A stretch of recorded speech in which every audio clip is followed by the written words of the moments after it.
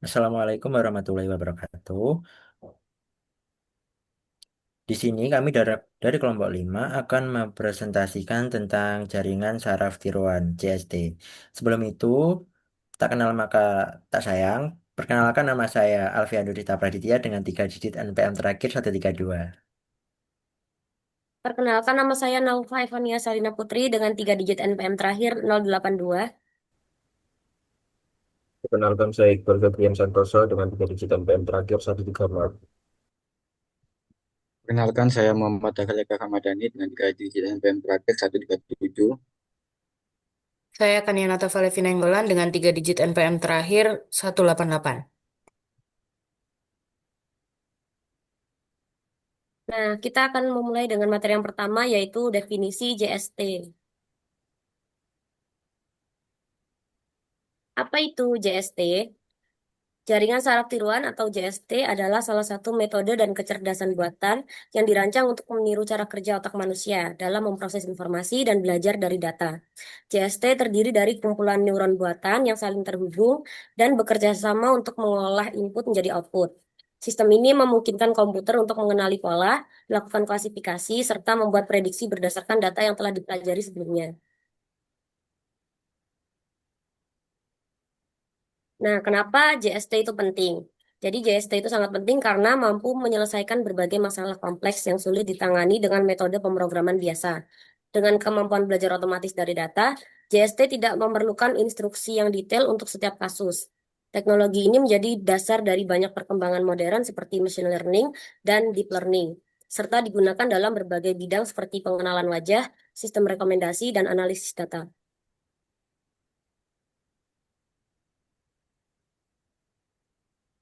Nah, inspirasi biologis, konsep JST ini terinspirasi dari sistem saraf manusia, khususnya neuron biologis.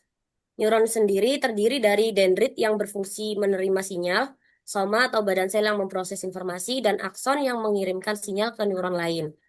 Nah, dalam JST ini, konsep konsep dari saraf ini ditiru dengan menjadikan input sebagai dendrit, proses perhitungan sebagai soma, dan output sebagai akson. Dengan meniru mekanisme kerja otak manusia, JST mampu melakukan proses pembelajaran yang efisien dan adaptif terhadap berbagai jenis data. Materi selanjutnya akan dilanjutkan oleh rekan saya. Materi yang kedua yaitu ada komponen utama JST. Yang pertama ada input, itu input adalah data awal yang dimasukkan ke dalam sistem saraf atau JST. Terus input itu dapat bisa berupa angka, gambar, teks, atau bentuk data lainnya yang akan diproses oleh jaringan tersebut. Input ini menjadi dasar bagi JST untuk melakukan perhitungan dan menghasilkan output. Yang kedua ada bobot atau weight. Adalah nilai yang menunjukkan seberapa besar pengaruh suatu input terhadap hasil akhir. Setiap input memiliki bobot masing-masing. Semakin besar nilai bobotnya, maka semakin besar pula pengaruh input tersebut dalam menentukan outputnya. Bobot ini akan terus diperbarui selama proses pelatihan agar hasilnya menjadi lebih akurat. Terus yang ketiga ada bias. Bias adalah nilai tambahan yang digunakan untuk membantu menyesuaikan hasil perhitungan dalam CST. Bias memungkinkan model untuk lebih fleksibel dalam mempelajari pola data sehingga tidak selalu bergantung pada nilai input saja. Dengan adanya bias, hasil output bisa lebih dioptimalkan lagi. Terus yang keempat ada output. Output adalah hasil akhir yang dihasilkan oleh jaringan saraf tiruan setelah semua proses perhitungan dilakukan. Output ini bisa berupa prediksi, klasifikasi, atau keputusan berdasarkan data yang telah diproses oleh sistem tersebut. Selanjutnya yang ketiga ada jaringan saraf dasar dan simpul atau node. Jaringan saraf dasar dan simpul atau node merupakan konsep utama dalam jaringan saraf tiruan, di mana jaringan terdiri dari banyak simpul atau neuron buatan yang saling terhubung, sehingga setiap simpulnya berfungsi untuk menerima input, memprosesnya, dan menghasilkan output yang akan diteruskan ke simpul lainnya.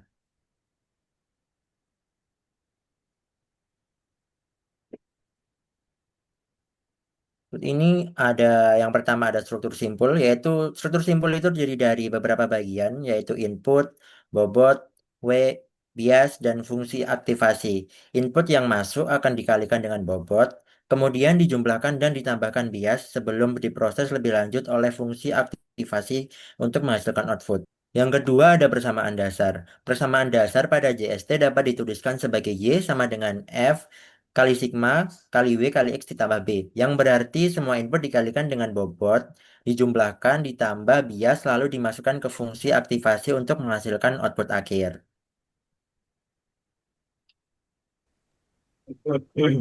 Oke, selanjutnya fungsi aktivitas.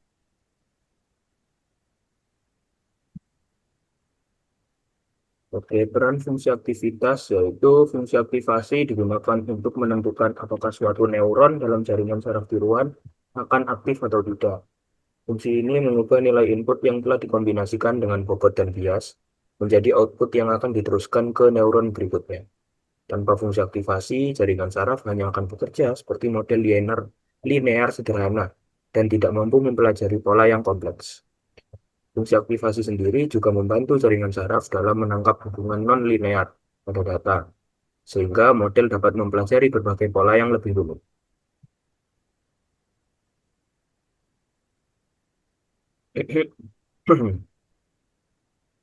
Jenis-jenis fungsi aktivasi utama serta kelebihan dan kekurangannya. Yang pertama, sigmoid. Fungsi sigmoid sendiri mengubah nilai input menjadi nilai antara 0 sampai 1, sehingga sering digunakan pada model yang membutuhkan probabilitas. Kelebihannya, output dari sigmoid sendiri berada pada rentang 0 sampai 1, sehingga mudah diinterpretasikan sebagai probabilitas. Cocok untuk klasifikasi biner. Kekurangannya dapat menyebabkan masalah vanishing gradient saat pelatihan jaringan dalam perhitungan relatif lebih lambat dibanding fungsi-fungsi yang lain. Lalu yang kedua, rectified linear unit merupakan fungsi aktivasi yang sangat populer pada jaringan saraf modern. Fungsi ini akan menghasilkan nilai 0 jika input negatif dan nilai input itu sendiri jika positif. Kelebihannya, perhitungan jauh lebih cepat dan sederhana, mengurangi masalah vanishing gradient, sangat efektif untuk deep learning.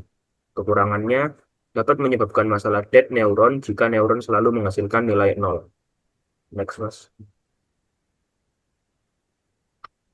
Lalu yang berikutnya ada softmax. Softmax sendiri digunakan untuk mengubah output menjadi probabilitas dari beberapa kelas.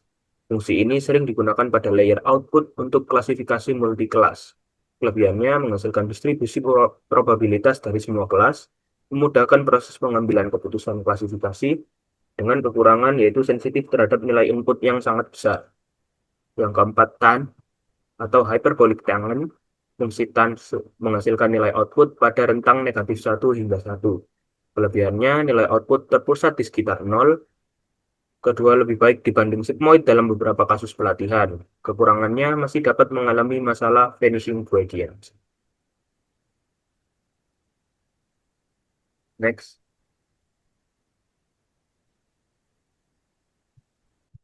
Yang selanjutnya ada arsitektur jaringan saraf.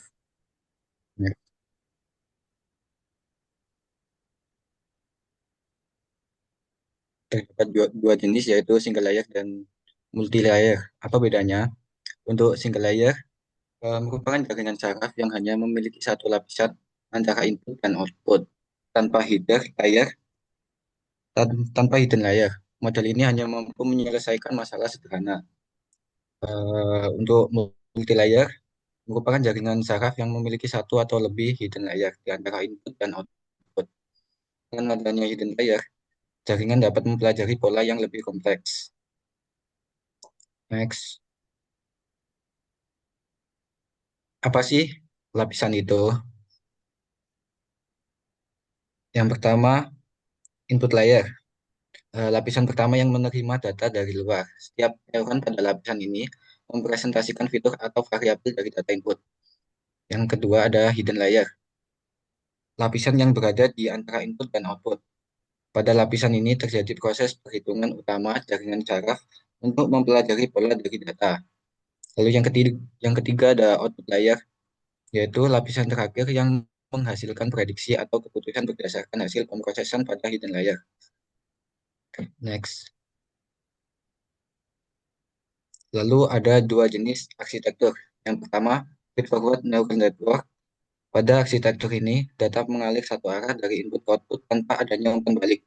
Ini merupakan arsitektur jaringan saraf yang paling sederhana dan sering digunakan untuk berbagai tugas prediksi.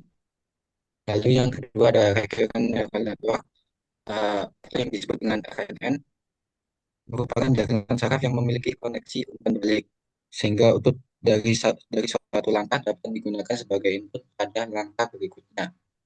Arsitektur ini cocok memiliki memiliki urutan seperti teks, suara, atau time series.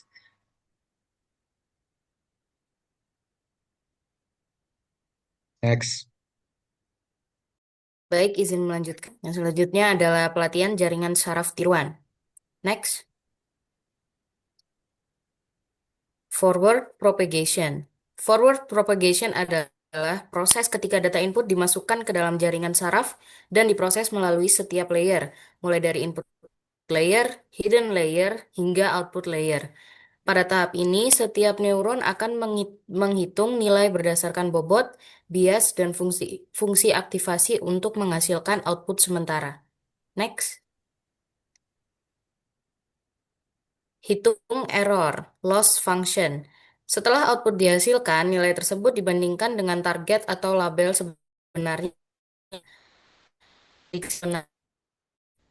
error atau loss.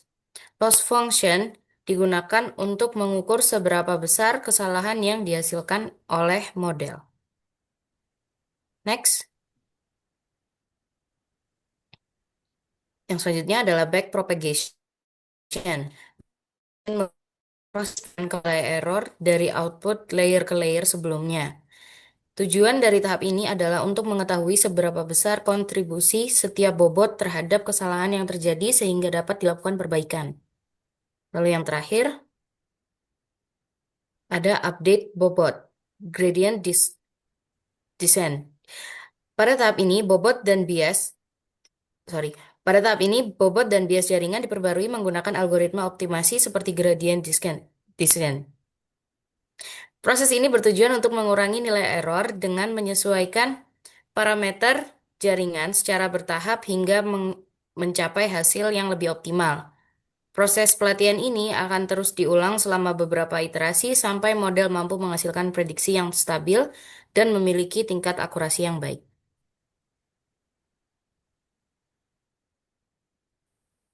Baik, setelah dari materi-materi yang kita sampaikan tadi, kita dapat mengambil kesimpulannya, yaitu jaringan saraf tiruan merupakan salah satu metode dalam kecerdasan buatan yang dirancang untuk meniru cara kerja sistem saraf manusia dalam memproses informasi dan belajar dari data.